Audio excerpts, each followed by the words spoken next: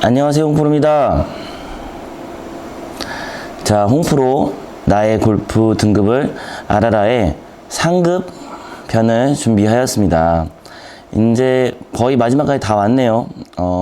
상급은 사실 이제 아마추어 분들이 들어오기는 좀 힘들 수도 있고, 아니면 뭐 클럽 챔피언 분들이나 혹은 정말 이거를 순서대로 잘 배우셔서 상급 레벨까지 오신 분들도 분명히 있으실 겁니다. 혹은 자기 스타일대로 만들어서 상급까지 오신 분도 있겠죠. 뭐 이게 좋다, 이게 나쁘다, 뭐 이런 문제는 아니고 상급부터는 거의 프로입니다. 프로. 핸디는 무조건 70대 정도 돼야 되고 베스트는 2분 원한다, 이 정도 되겠죠. 그리고 현재 지금 프로 지망생들의 아마 스코어가 이 정도 이제 되는데, 프로 지망생이라고 아직 얘기까지는 안 하고 프로 골프에 이제 도전을 한다라고 얘기하는 게 더 정확한 위치라고 볼 수 있습니다. 저 홍프로 같은 경우는 이 상급 레벨에 고등학교 1학년 정도에 들어왔던 것 같아요. 고등학교 1학년에서 2학년. 저도 막 그렇게 일찍 시작했지만 골프에 재능이 있고 골프에 뭔가 다 온 게 아니고, 저 또한 골프의 프로로서 뭘 해야 된다는 생각이란 자아가 없었던 학창 시절이었기 때문에, 뭐 가정상의 문제도 있었겠지만 여러 가지 상황 때문에 이 정도 레벨이 고등학교 2학년을 올라가는 전지훈련 때 이제 들어갔던 것 같아요. 그때 당시에 제 핸디가 고등학교 2학년을 올라갈 때 당시에는 6개 오버 정도 됐는데, 그해 2분이라는 스코어를 쳤어요. 그리고 그해 돌아와서 고등학교 2학년 이제 대회, 학교 대회 나갔을 때 77타 정도가 항상 유지가 됐던 것 같아요. 제 기억으로는 지금 중고연맹 그쪽 사이트를 들어가 봐야 알겠지만 제가 알기로는 그랬던 것 같습니다. 그래서 그 고등학교 2학년 때 그때 레벨이 저 상급 정도 실력이었고, 그때를 생각하고 지금 하면 상급에 대한 설명을 어느 정도 드릴 수 있을 것 같아요. 사실 상급까지 올 정도면 상위 1% 정도라고 생각합니다.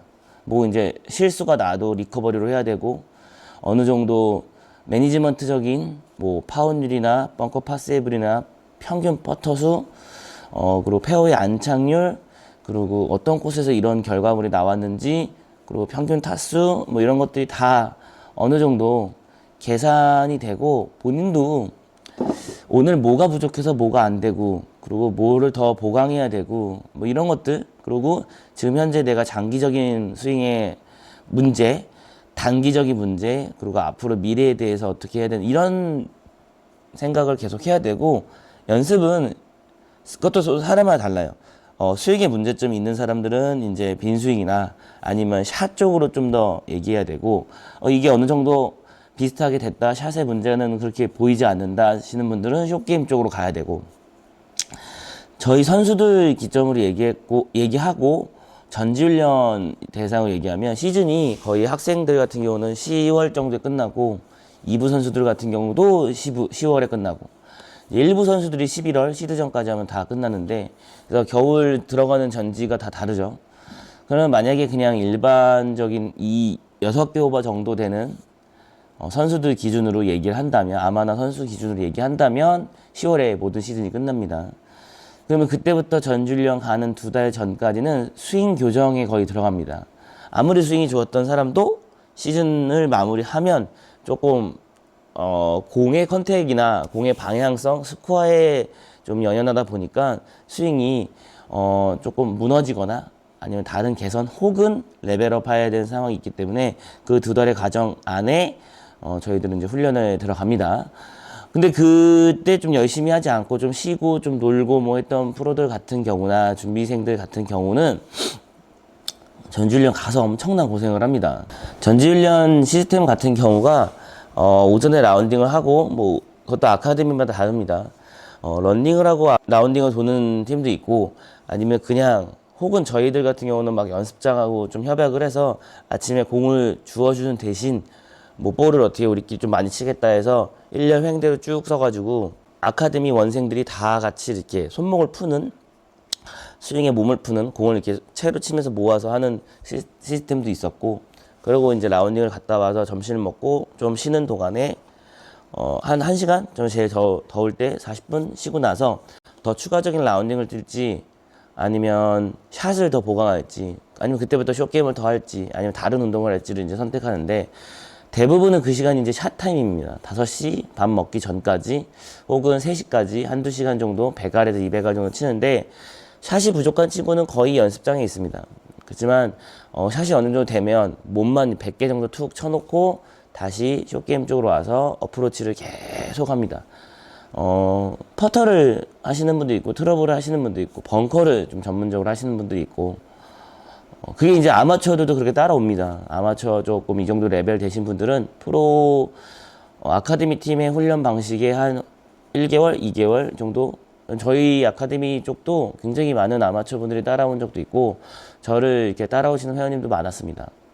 근데 만약에 이제 샷이나 이런 것들이 마스터 어느 정도 돼 있지 않은 분들이 전지훈련을 따라오게 되면 저녁에 이제 밥을 먹고 또 숏게임 쪽, 퍼터 쪽을 할 때, 아니면 스트레칭 이런 몸의 훈련을 할 때 어쩔 수 없이 또 빈스윙을 해야 됩니다. 이 빈스윙은 공을 타격하지 않기 때문에 조금 자기 스윙을 좀 더 디테일하게 볼 수 있고, 호흡도 볼 수 있고, 수익적인 게 중첩이 되게 잘 됩니다.